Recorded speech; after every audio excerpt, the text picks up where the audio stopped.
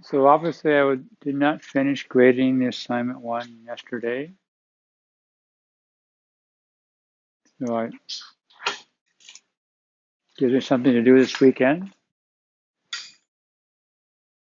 And last time we started talking about the observer pattern, right? So this broadcast mechanism where you have some sort of subject or some data, and when that data is changed, we want then people who are interested in that data changing to be notified, right? And the goal is to make it so that we decouple a system as much as possible, right? So our subject or our data doesn't know much about the observers. It only knows, oh, I have observers, knows about the observer interface, and so it just calls the appropriate method on the observer interface that people know, the observers know that something changed, right? And that is a very common pattern, and in various places it's being built upon, modified. And so one of them was this reactive programming, and we sort of talking about general, has some nice little demos, right? Demos are always nice, like they show you how wonderful it is, and then when we start using it, it's not quite as wonderful. But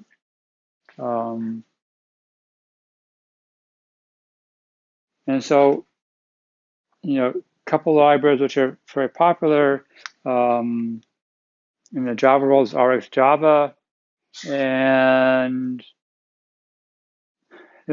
besides the observer pattern, there's several ideas here. And so one of the big ideas is trying to unify how we treat different things, right? One of the events, right? So we have event handling, and we handle it differently than we handle collections or data changing, right? It's a completely different mechanism. So if I got fields, I do that over here. And if I got events, I handle it over here. And then when I want to go through a collection, I do that completely differently, right? And then there's callbacks. Anybody here use Node.js? Nobody? Oh, just a few people. If you use Node.js, then everything's asynchronous, right? And so like everything to callback. And it's completely different, right? And what do you do if you want to read 3 files and then take information from both files and process it and send it out, right? The problem is each read is an asynchronous call. So you got one read asynchronous, another read asynchronous, another read asynchronous. But now, how do I then combine them, right? And so it's like it takes a while to figure that out, right? And so we have basically 4 different things happening, and they're different things, right? And we handle them differently. And the goal is to unify them into one type of thing, basically a stream of events or data, right? And then if you look at React, now they talk about one-way flows. And the problem is when data flows back in 2 directions, it gets hard to keep track of what's going on. So there's one track for when data changes, and then to the interface, and the interface, another track that goes back to the data. So they try and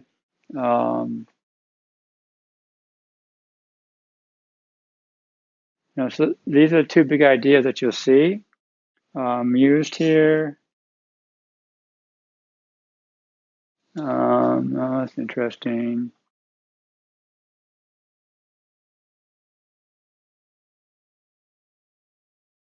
Now, here I can.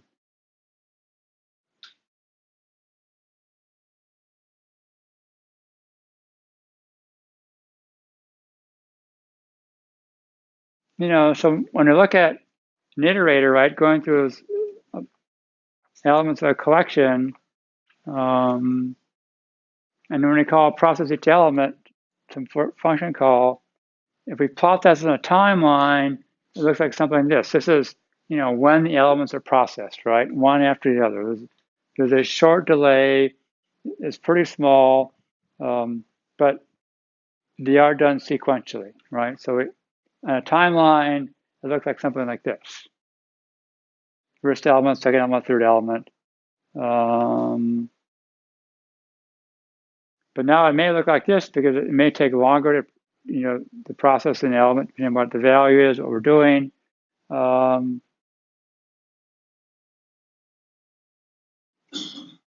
Now, if I have a class has a field or property, and that changes over time, right? And we plot that in a timeline, it looks something like that, right? Depending upon when we update the values, but it's like, oh, when you look at the change over time, it looks the same, right? And so one of the key observations is that instead of thinking of a property as being static and then it occasionally changes, think of it as a stream of values, right, that gets sent to the system over time. And so typically, there's a subject, or if you want to use the Java terminology, observables, that generate a stream of events over time. Now that could be a collection that you're processing each element. It could be a property that's been changed over time. It could be asynchronous calls that are coming back to you, right, and doing things, but it's a stream.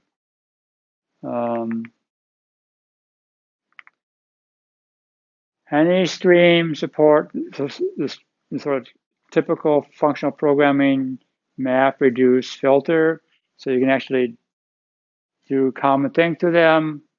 And then there's like 3 messages that get sent. On next, here's the next value. So every time there's another value, it's on next, and the argument and then is the next value. There's also on completed, so when the stream is done.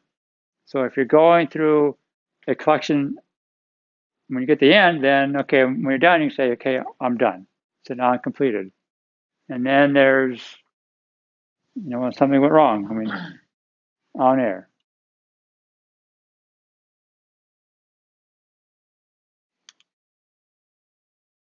And then there's observers that get the values from the subject, right? So you can listen to the stream. You subscribe to the stream. And the subject could be an asynchronous callback. It could be a collection. It just could be a regular object that updates its value over time based upon events.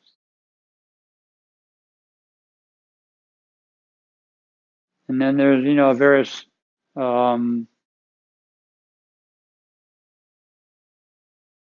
different types of subjects. One is they give you all the values over time. Some, okay, you subscribe and say, well, I'm only going to give you the values from now on. I'm not going to give you the ones I did in the past. And some subjects allow the observers say, like, you're going too fast. I can't keep up processing, so slow down.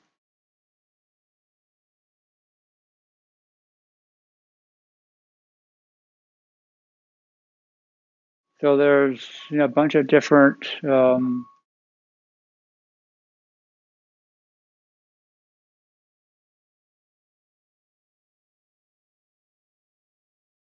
flowable. It supports the stream, and a back pressure allows observers to tell you to slow down. Observables, no back pressure.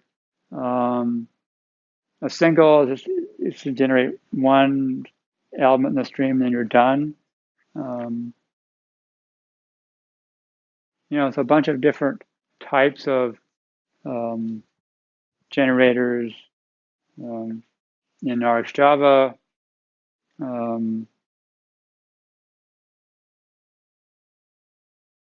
then, here's the classic hello world, right? Example. but using streams. And so a flowable just means this is a single value, and then you subscribe to it. And okay, subscribe is going to be something about print line, and so it'll generate a stream, it'll send a single value out, and it'll send it to the which is subscribed, and that's going to be system.out.println. That's a little weird, and you typically wouldn't do it just to print hello world, but again, it's an example to show you what's going on.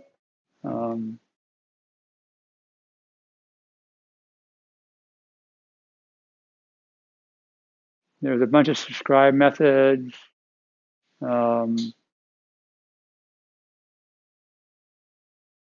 you can subscribe just on next or on next and air, or all three.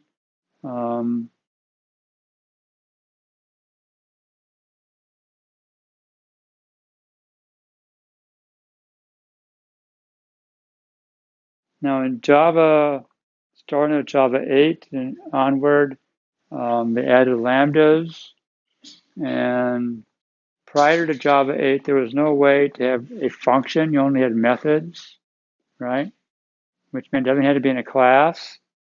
And so there's lots of places where in Java where you really just want a function, but you couldn't have a function. So you'd create a class, and then you'd put in the class a single function, and then you'd instantiate the class to get that single function, and then you'd call it, right?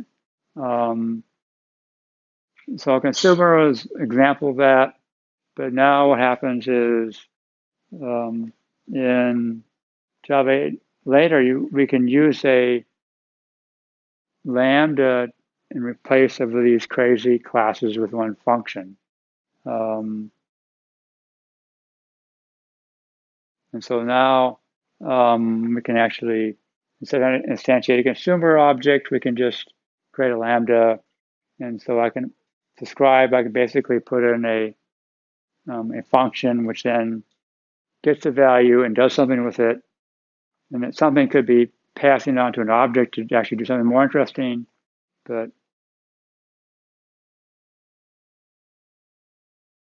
and that's what's going on there, is you're just passing in a function.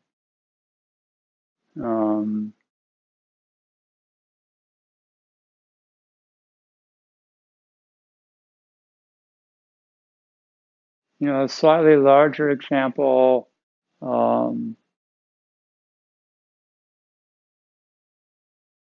So I'm getting a flowable or a subject that has, on the range from 1 to 5, and then I do map on it to map it to square the values, and then I filter all the even elements out, right?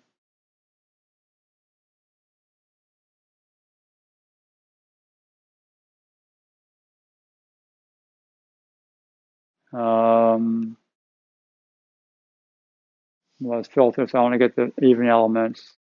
And then I print out I started, and I subscribe, print out second, and then I subscribe again, and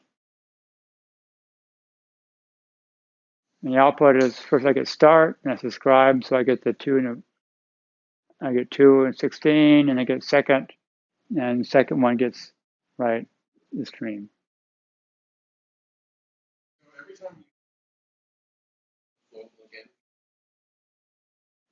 And this particular flowable, yes. There's different types of flowables, so some flowables give you all the values from beginning to end. Others only say, I only give you new values, right? Just so. There's a sense of when they started. Subscribe to them, you might not get the old message. Right. It depends what the situation is, right? There are times when you don't care what the old message is, right? It's a game, and okay, what happened before? I mean, we don't care because it's too late, and we can't react to those events, right? Yes, this type of flow will start over, right? And so you pick the right flowable for your situation, right? If you're processing events, You may not want all the old events, right? Because who cares? There's a milestone event 5 minutes ago. It doesn't do us any good, right?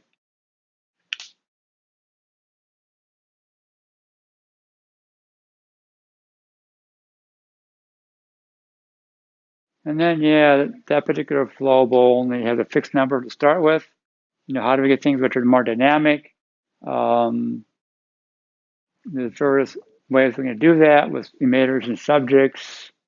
The emitter interface has, 3 values you can send to it.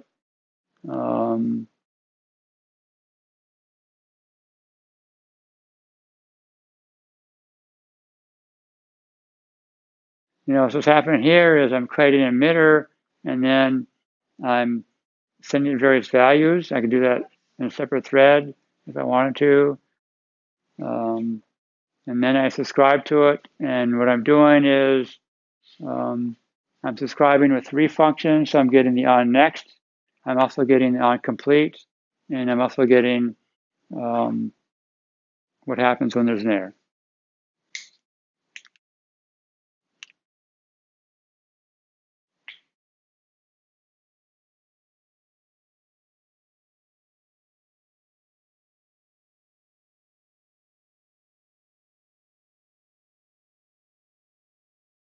Here what I'm doing is, okay, now I'm have a while loop. So, emitters in a loop, and it's getting different time values over time, and then subscribe to it, and this could run forever, right? Depending upon. So your emitter here could be driven by external events. It could be by events. It could be separate threads processing. But it turns it into a stream which we can listen to the same way we could listen to if it's going over iterating over an array, or it could be just a field and an object that every time it gets changed, right, the emitter gets notified, and then the stream event just happens.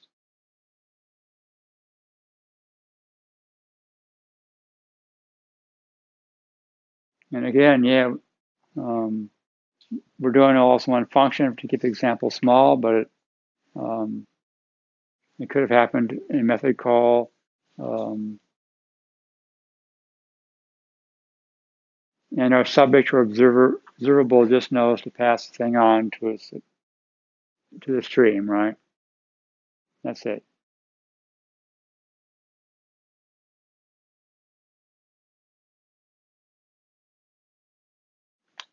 And the other different types of subjects that react differently. Do they send all the events? Do they send just the most recent ones? And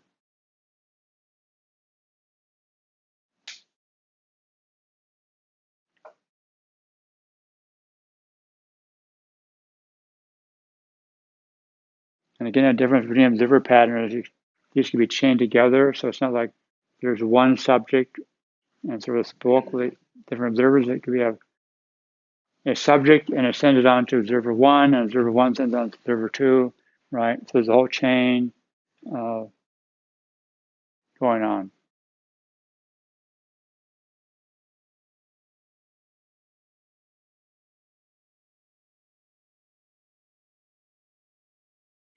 So here's an example of a published subject where I created a public subject. I subscribe to it, again, printing out various things.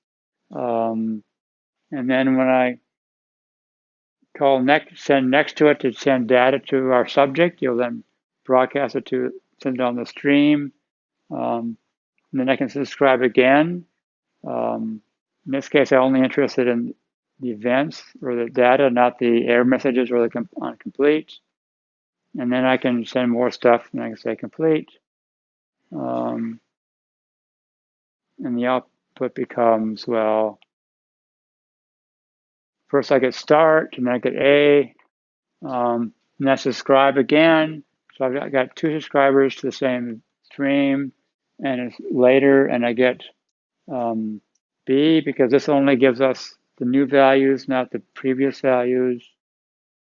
And then I get later B and B, and then I get C, later C, and then I get done, right?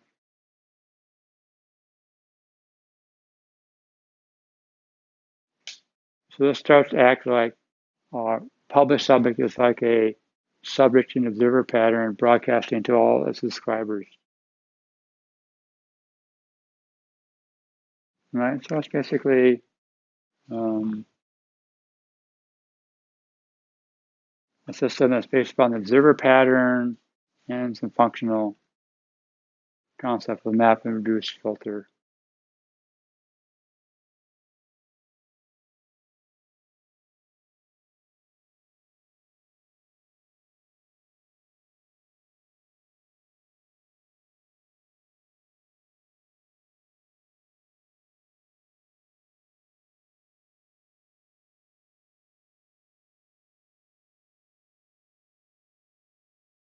Now, why is this important, right? It's important because, like I said, there's 4 different types of things we deal with, right? There's just fields and properties, how they change over time. There's collections we iterate over. There's also asynchronous events, right? And then asynchronous callback, and there's events. And currently we handle each one of those things is handled differently, right? When I change a field, I have to then send messages, do this, this, this. When I get a collection, I have a for loop, right? When I get events, I have a listener to listen to that event. When I've got callbacks, I have this function that then calls back into my code. And we start to treat those things uniformly. But it also means that we have to change the way we think about how we write our code, because all those things now are unified in one separate thing, one thing, and how do we deal with that, right?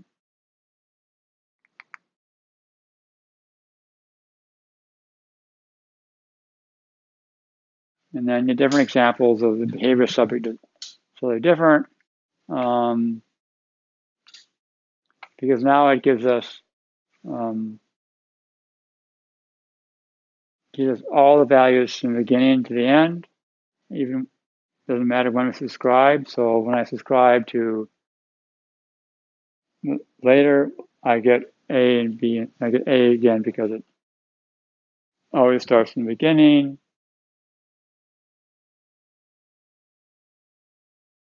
And the replay,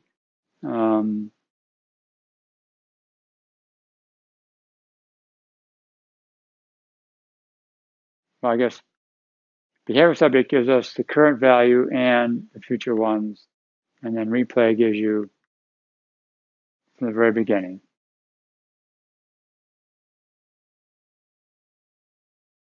And I like these time diagrams to show you what it can do.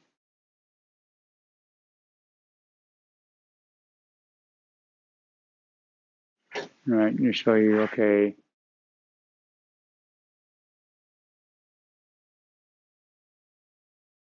And so you have, observable, it generates different types of data or events. It's sent to your observable, and then it transforms or does something, and then this is the output. So you get these crazy diagrams.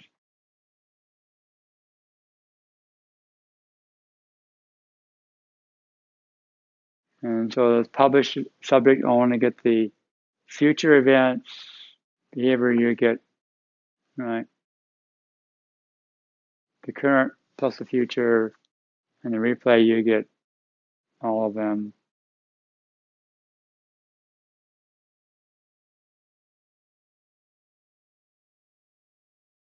And there's Rx, Pi, which for Python acts the same way. Of course, the syntax is slightly different because Python is slightly different.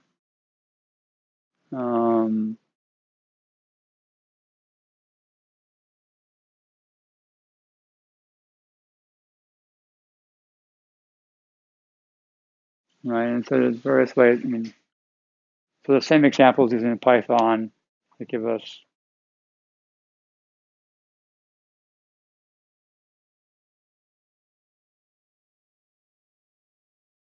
right. So we can map it, filter it, and describe, and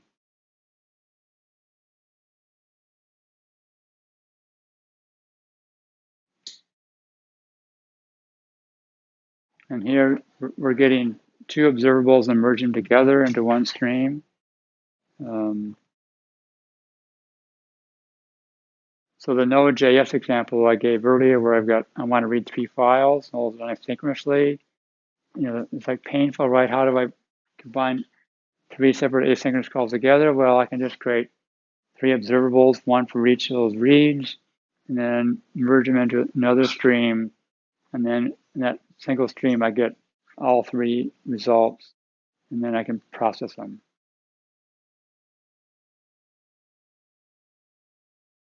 Right, so here I'm getting intermixed.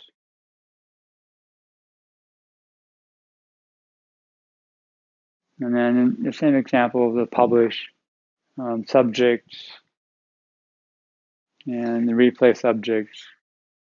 In RxSwift, again, it's the same library ported to a different language, right? And different languages have certain features, so they make syntax slightly differently, and but it's all the same stuff, right? And so it's same examples repeated, 3 languages.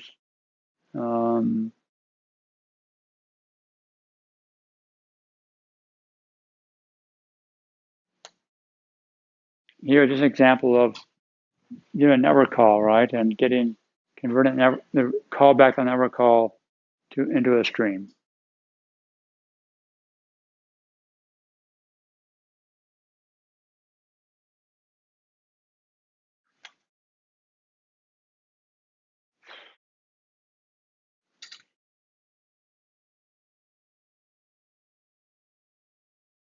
So this actually was an assignment I gave last year in one of my classes to build an application that did this, where you had sliders to change the value of the colors, and then you had text field showing you the value of the slider, and you display the color in the color box. And if you type text in a text box to change the value, it should change the slider and change the color. When you move the slider, it should just change the text in the text field, then change the color. Right, so there it is.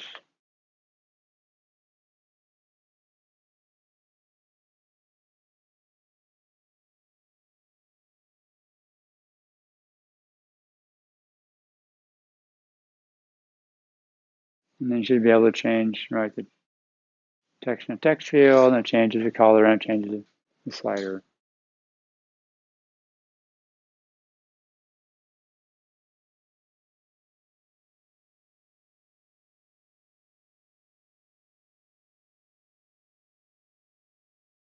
Now, when you think, what would you do normally to do this, right? Normally what you'd say is, okay, I need to, the slider has to call a function, and that function, I have to update my text field, and I have to update my color box.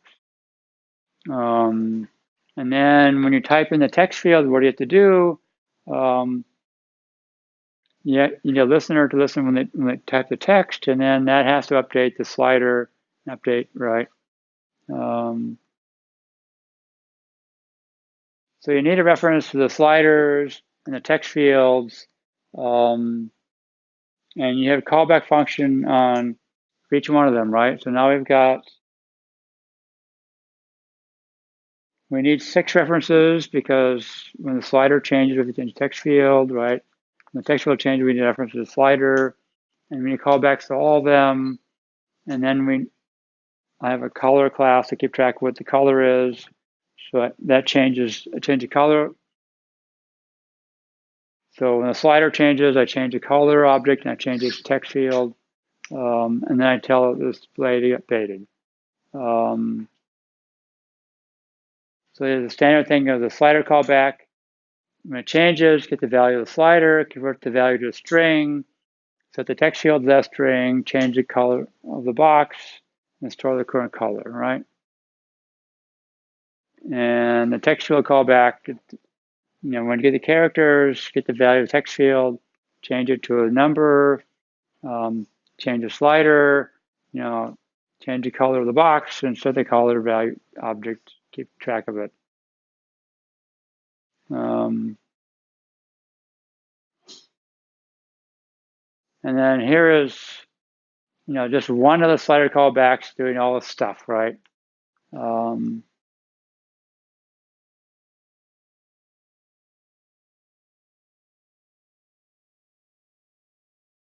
And the problem is, right, so we have all these connections. And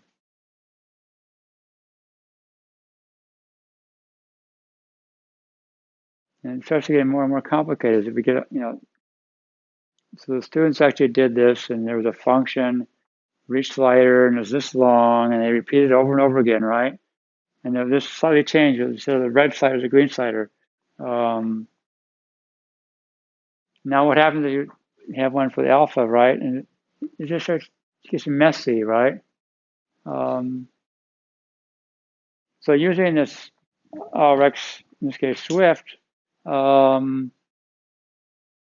just make the color as an observable, right? A subject observable, and whenever one of these things changes, you just change the color object.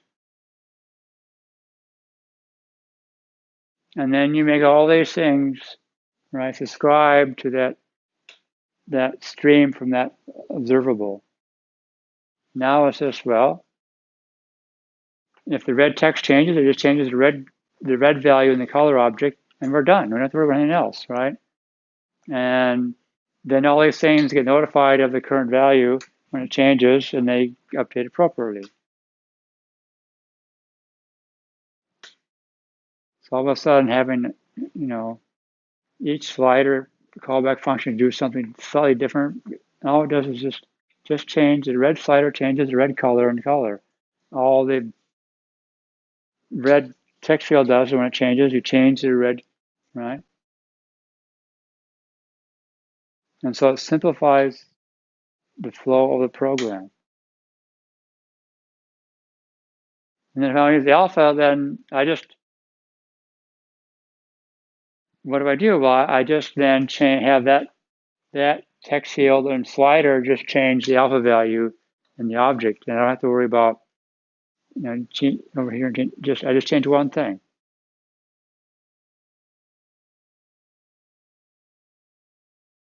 And then, right, this is one of these callback functions for the slider is just one line. Just change the red color. Done. Don't have to worry about anything else.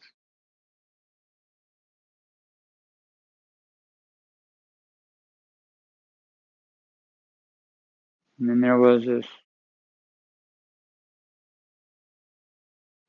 changing, updating. I subscribe to that observable, and then I just check what changed, right?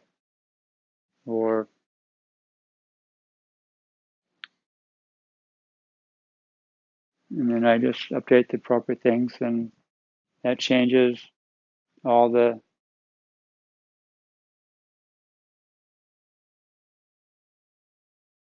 So we greatly simplify all these interconnections.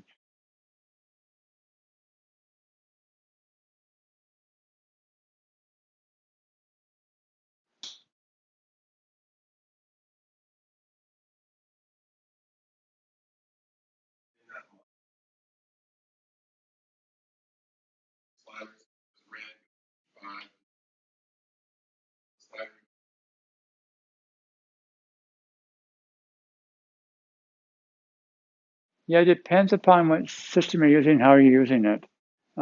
This example, there was no circuit references, so it worked out fine. I'm going to show you another variation which looks like it should have circular reference, but it doesn't, and it worked fine. But I built a few other examples where I did get a circular reference, and so you had to break it.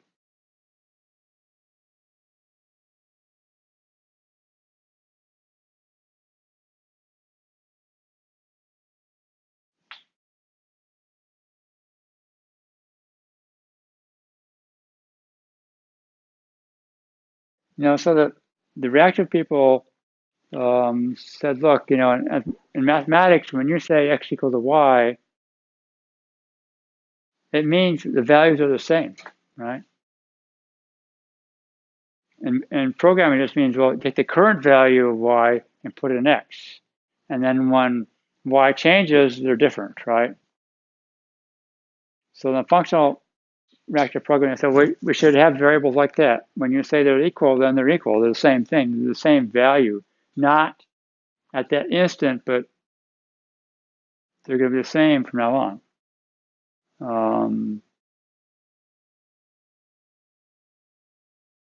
And so when they say, get the color of red from the object and set it to the value of the slider, why can't we make that meaning that those two things are always going to be the same value?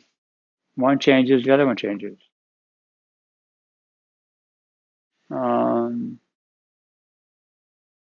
So there's another reactive library for Swift, which allows us to do that because they're not tied to the syntax that was created in Rx languages based upon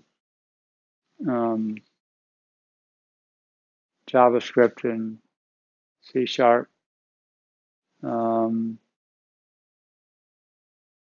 this basically says whenever one changes, the other changes. So whenever color red changes, then you update the red slider appropriately.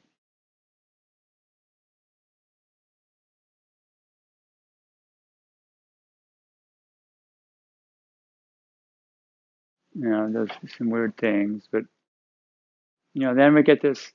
Basically, we just say, look, here's what I want to happen, right? I want the red color red to always be the value of the red slider. So when red changes, the red slider changes automatically.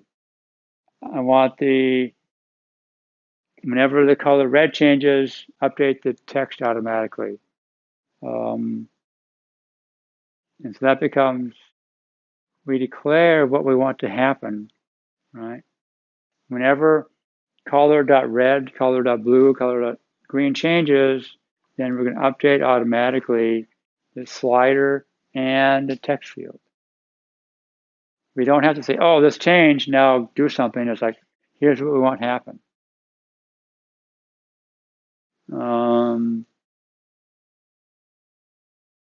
When the sliders move, then automatically change those values, those colors.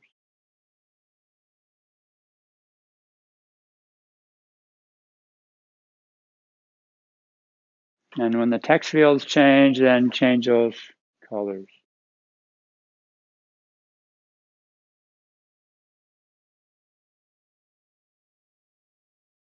And that's it, right? We just say, okay, here's the relationships we want to be true, and then when the slider changes, it automatically changes the value of that color and color object, and that automatically updates the text field.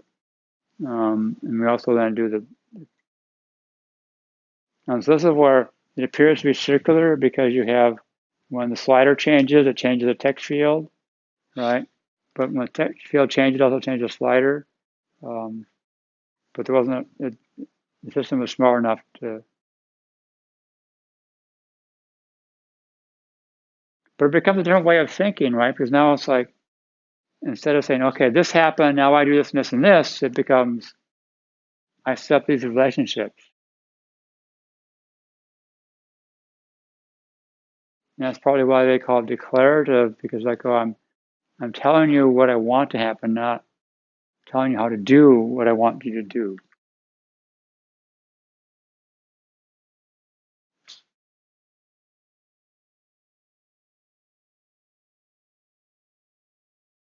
And then there's a color class, and there's various details that you have to worry about, but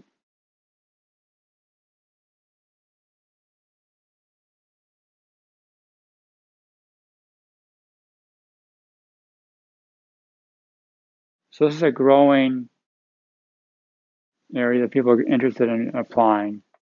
It's becoming more popular. We're starting to see these things appear in different places, in different disguises. So you should know about it.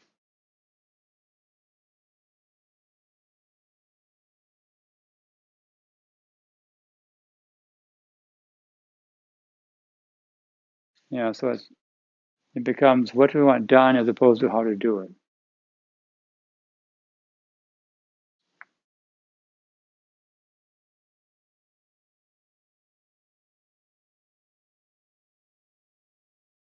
Like I said, you start getting in the web world, React came out and it's using some of these ideas, and those ideas percolated to other web frameworks.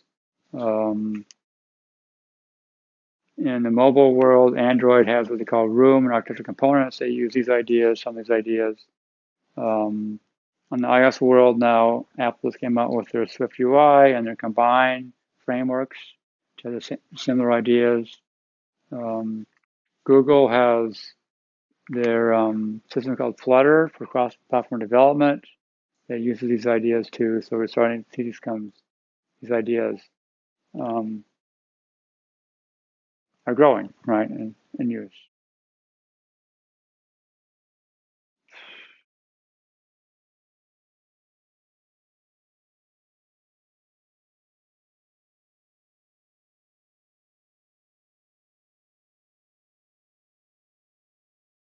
So yeah, I mean, just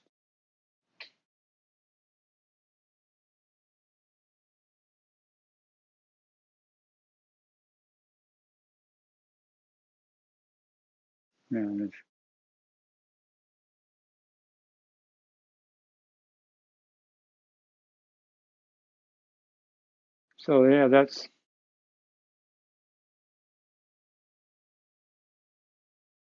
we started with Iterator Pattern and we moved on to various variations in reactive programming, which uses that's one of the core ideas of reactive programming. It's not the only core idea, but it's one of them. Questions?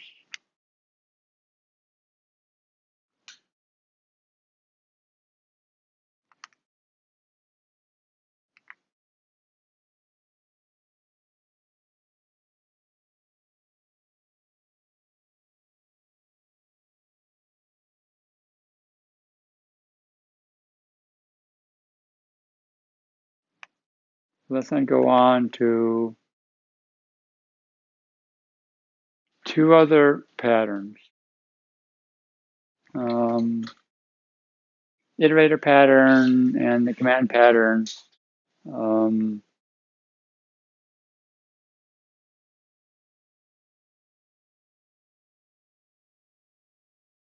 You all know the iterator pattern.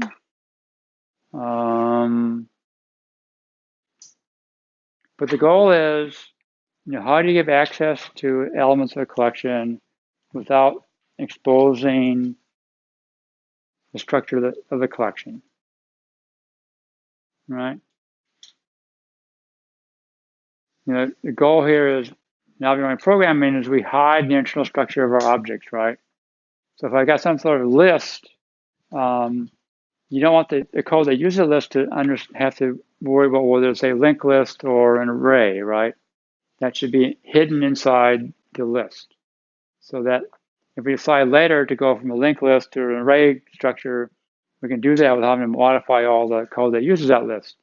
So how do we do that, right? Well, here's an iterator, and there are two types of general iterators. There's external and internal. For a long time, Java just had an external iterator. You have an array list, you say iterator on it, right? And then you can have next and can loop through it. right? And then they added a list iterator to give you more functionality. So instead of going forward, you go forward and backwards. You can run, go back and forth.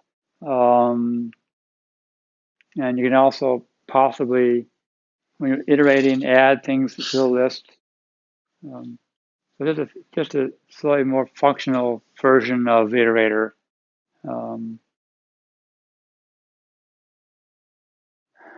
And then they added a split iterator, for special special situations.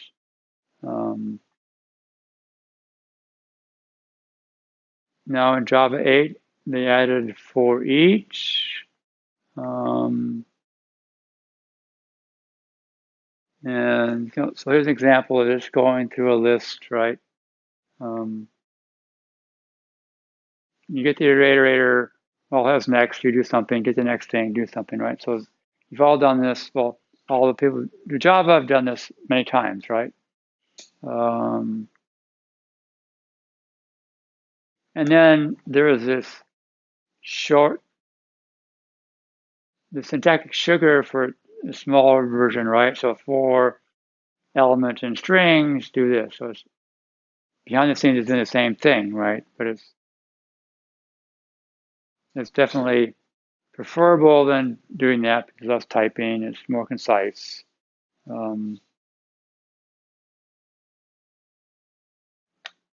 Right.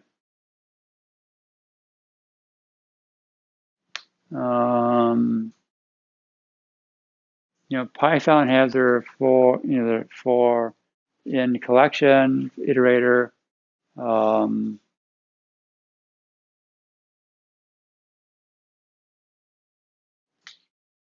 You also get an iterator, then you call next on it, next. But the problem is you have to know all the size, otherwise you get an error if you go past the edge of the collection. But same idea, right? You external iterator, you ask the collection for the iterator, and then you do the next element. And then there's a shorthand version of the for statement that does that for you. But it's still using the external iterator. I'm not sure how familiar people are with Java 8 and some of the new features. So far, looking at the assignments, no one seems to be using the features in Java 8. So originally I was going to cover this tutorial, but I decided it might be a good idea. There's a bunch of new features, right? Who cares? That's nice. What's interesting is, so they added Lambda expressions, and that allowed them to do lots of interesting things, a lot more modern things.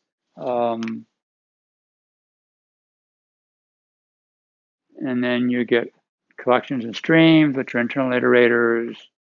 And so Lambda is just a function without a name, right?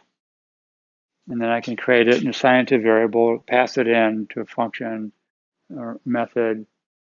And a closure basically means I'm closing that environment and keeping it with that function. So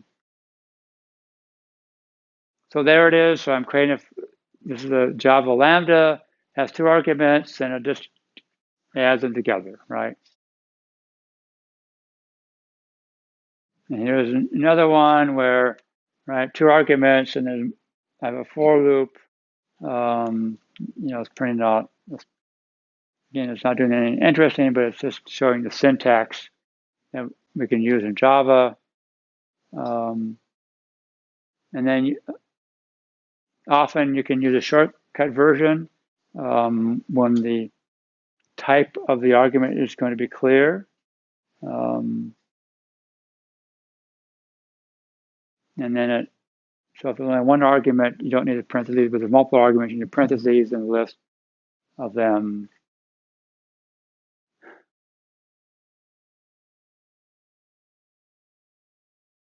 Now, some of their syntax is a little clunky because they have to make it work in the, by now it's like, well, see, Java came out in 95, so it's getting pretty old, right? And so they have to fit that syntax. So there I can, assign a lambda to a variable. That gives it a type, and there's a type. The type gives you the right input, the type of the input, the type of the output, and then how to apply it.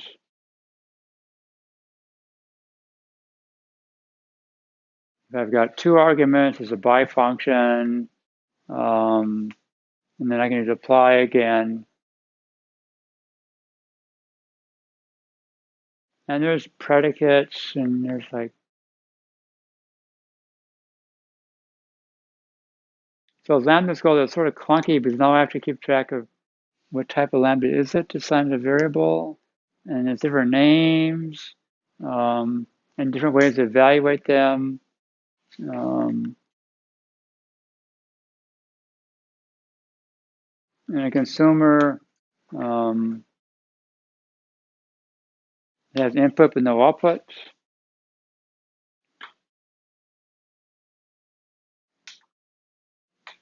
Supplier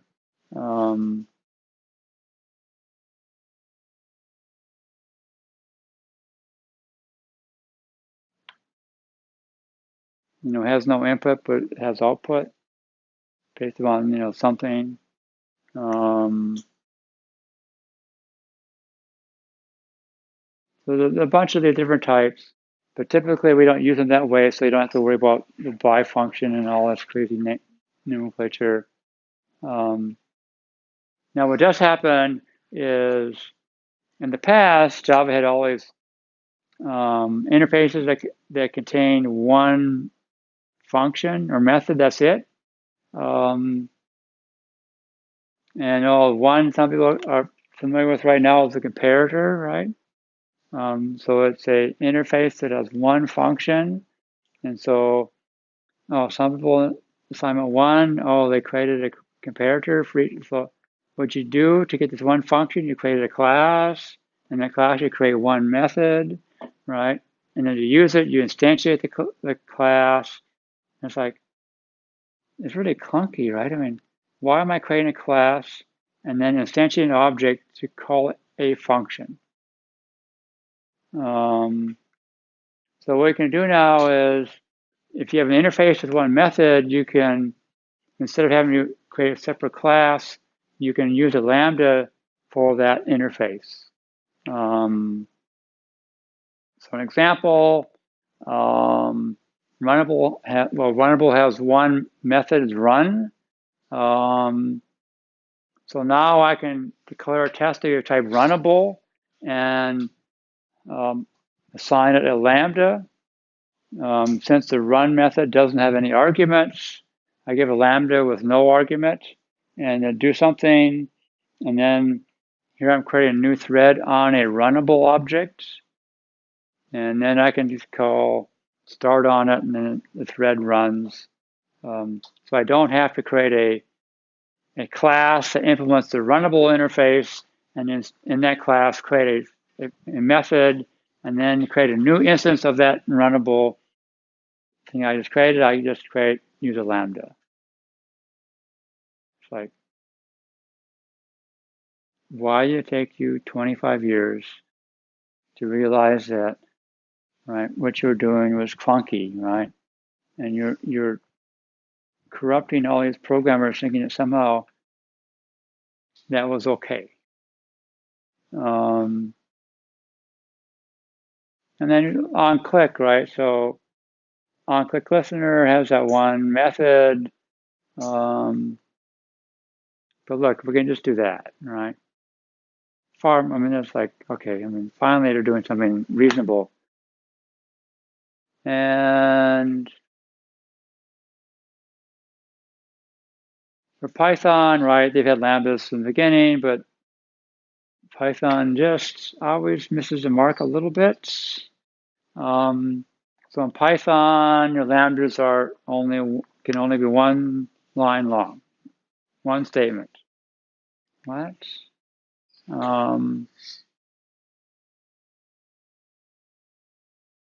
Multiple arguments. Well,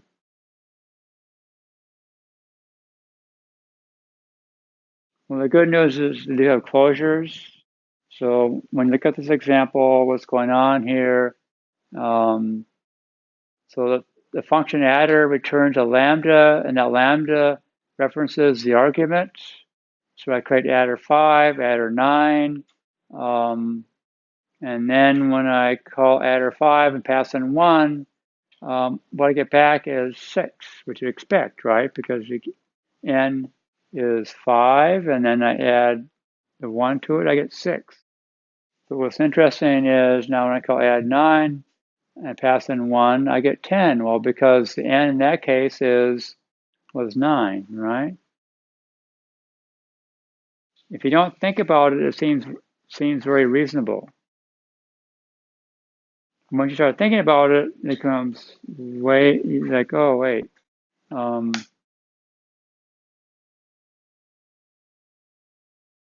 normal cases, when I have a function with an argument and that function is done, what happens to the argument?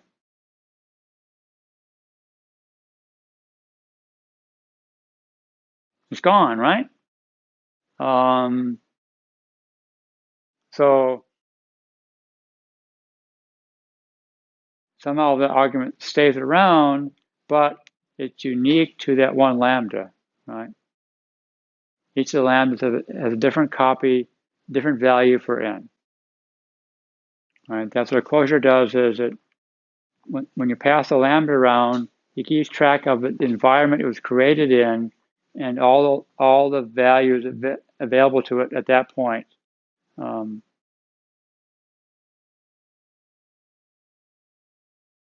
Which does take some work on right, to make that work. And that's one of the reasons why Java didn't have lambdas in the beginning. And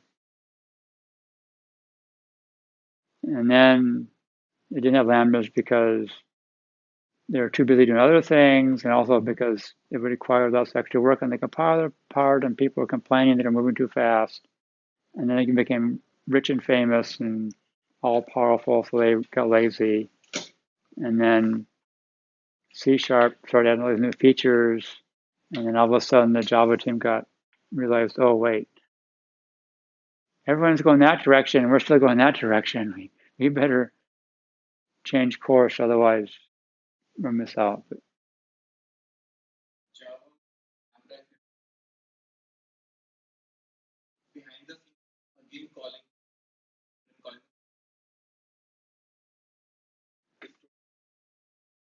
It should be a totally different thing, right? Now they could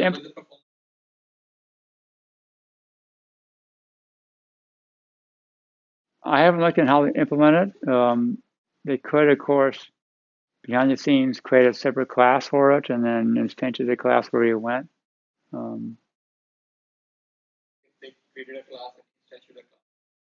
The performance is just for syntax.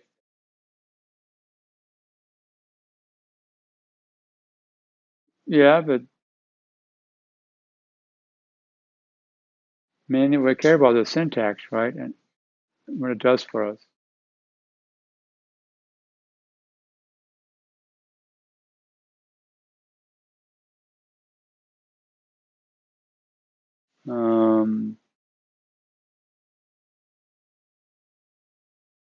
Classic example for this is sorting. How do you sort something?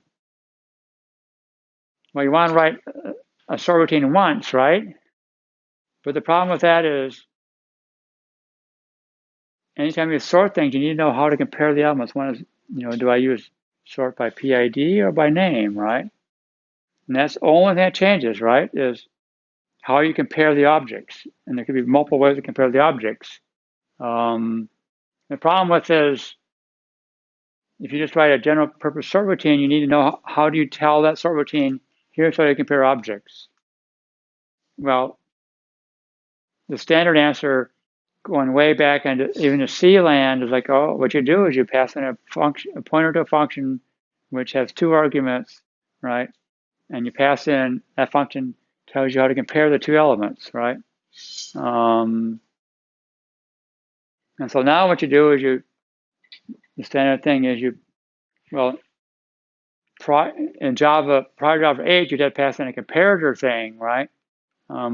Which is a clunky way of getting a function. And so we can pass in a lambda and tell it how to compare the elements, and now we're done. We can write one sort routine, right? And so yeah, so in Java, there is the list parent class has a sort method, and it needs a comparator object, and then we can implement this crazy comparator thing, and then we can pass that in. But now with the new Java 8 lambdas, we can do a number of things.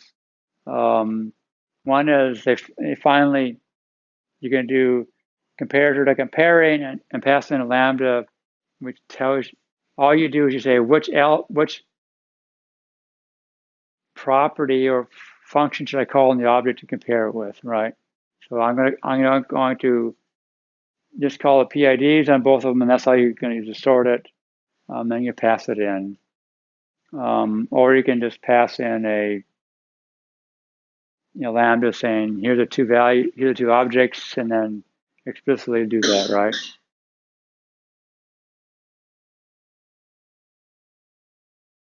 So on the wiki, one student asked, can we use a comparator? And someone else said, why would you want to do that? Well, the answer why I want to do that is because we can now write one sort function, right? And not have to worry about how to compare elements. Now, what some people did is they pass in a string, right? And then they had this big case statement, right? If the string equals PID, then you do this way. If the string equals name, you do it this way. If the string, is this. And the problem with that is now, A, it's fragile. What happens if you mistype the string? And then it goes wrong, right? Or the capitalization is wrong. How do you extend that, right? What if we now add 3 or 4 or 5 more features to our process object, right? And we sort by that. What do we have to do? We have to find that case statement and then change it, right? If we use a comparator, all we have to do is create a different comparator and pass it into our sort algorithm. So we don't have to change our sort algorithm. So it becomes easier to modify our code, right? And we talked about that earlier, right? One of our objectives is to write code which is easier to modify, right? And so the comparator or using lambdas like this gives us a way to make our code easier to modify. We don't have to change our sort routine. We just pass in the lambda, which tells the sort routine how to compare the elements in the collection. And this is an important thing to keep in mind, right? Because I think of it as hinges, right? There are places in our code where we want flexibility to change things. Now we could, take a jackhammer and open up a little hole here every time we want to change it, right? But that's painful. It's a lot of work. But if we can, have a hinge, so I can just open the door, right? Now I can do things. So that the comparator, right, basically the hinge, make it easier for us to be able to change the behavior without having to rewrite that sort routine or have this case statement or have multiple sort routines.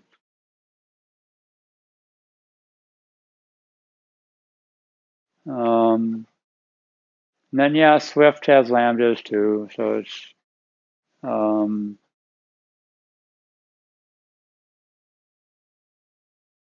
And then I always like to do this example because so I got a rolling sum where pass an integer and returns a function which inputs the integer and returns the integer. And then I've got a local variable called sum. And then I return a lambda where what I do is one argument x, I add x to sum and return sum. So now when I call rolling sum, I pass in 0, I add 5, and the result is 5. I add 2, it remembers the value of sum. So it gives that lambda a memory, right? Local persistent memory.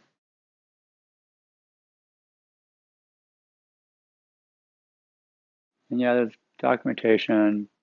Why was this? Somehow got repeated. Why is this repeated?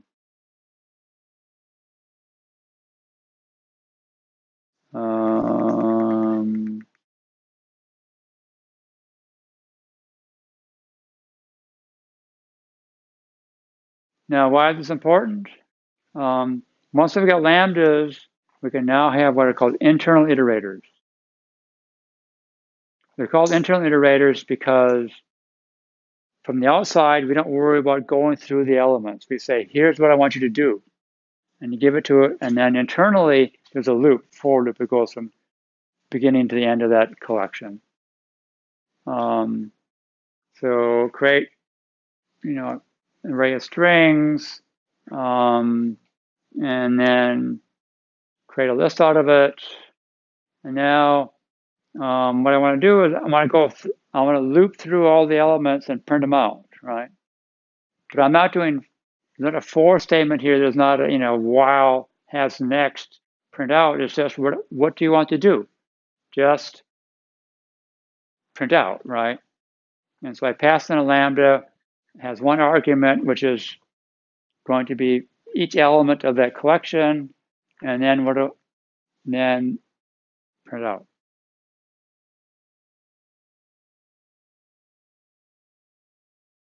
There are times when you want an external iterator, right? I want to process something and maybe I wander off and do something else for a while, then eventually come back and get the next thing, right?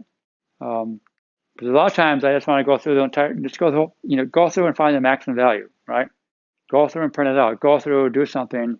And why am I bothering to do, for k equals 0, k less than size, k plus, or even has next. I don't care about all that. That's lower level details. It's like, no, I just want to print them all out. There, done, right?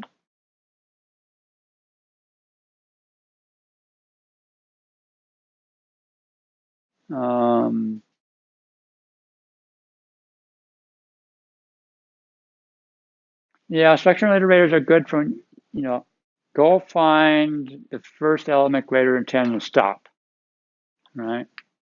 When you want to go through all the items, internal iterators is much easier to deal with, right?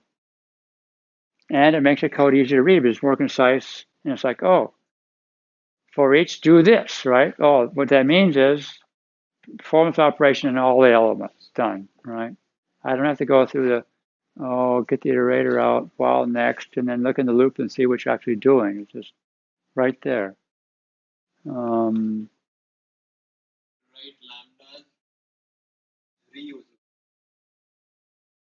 Yeah, but usually, a lot of times that lambda is really short, so you don't bother reusing it. It's like, okay, right? I want to compare the PIDs together, so it's process A, process B, PID less than A less than B, right?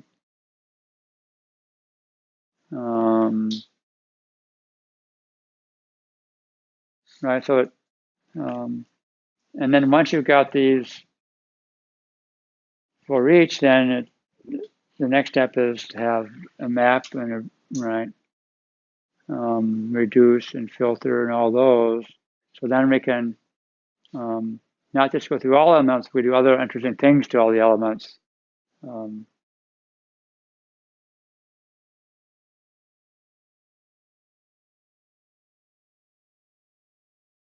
Now my time we've got, well, when I talk about patterns in the Gang of Four book, right, there's a structure to the patterns, that how they describe them.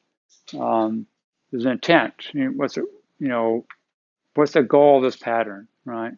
The goal of the iterator pattern is to allow us to go through all the elements of a collection without exposing the internal structure, right, of that collection. There's a motivation to give you an example of why this might be useful to you. When does it apply? What's the structure of the pattern? What are all the pieces that are involved in the pattern? The consequences, good and bad, right? Implementation, talk about some implementation details, some options, some difficulties, and then usually they give sort of sample code, right? So this is the pattern they use to describe each of the patterns.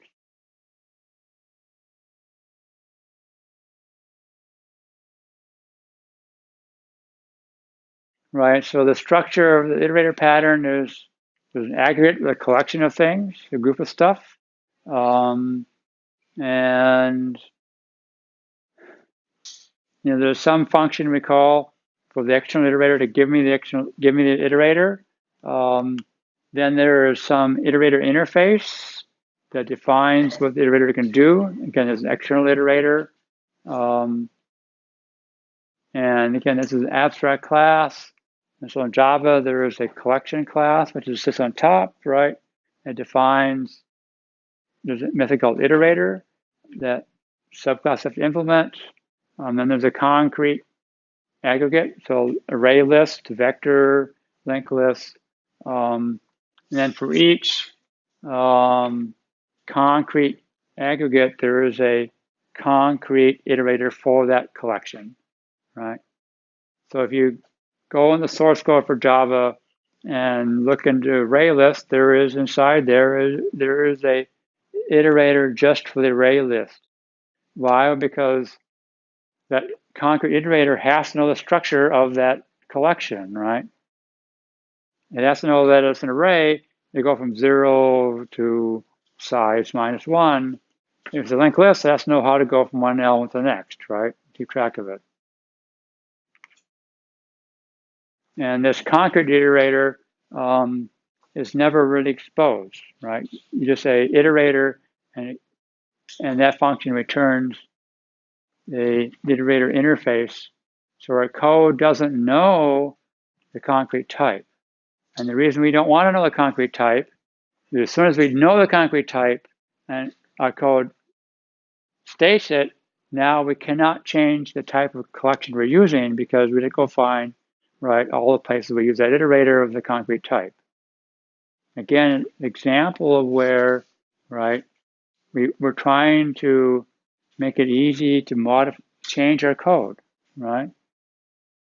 If the array list returned an array list iterator explicitly, then when we want to change a linked list, we'd have to go find all the places we've used the iterator and change its type. But since the array list returns just an iterator type, which is an interface, and the linked list returns the same interface, right? We can make it easier to swap them out, make them changeable.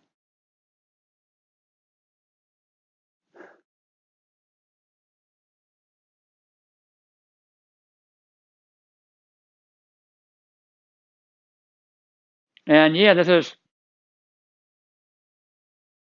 what starts to happen is students start to think the names in the patterns are somehow magic, or we need to use those names, right? So here, example, it's aggregate, right? And in Java, it's not aggregate; it's collection. And in Python, it's probably list, right? So these names aren't necessarily sacrosanct, right? And some of the names are clearly just meant for roles, right? Client, that just says that there's some code that's going to use this. Does not mean that when you in assignment 2 and 3, when you implement, say, the iterator pattern, you're not going to have a class called client, right? It's just client just refers to the code that uses that. End of story.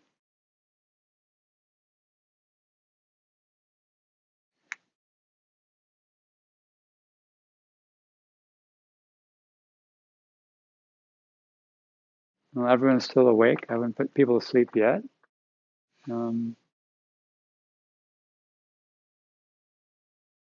We're out of time. So we have so this weekend I'll work on grading assignment 1 and creating assignment 2.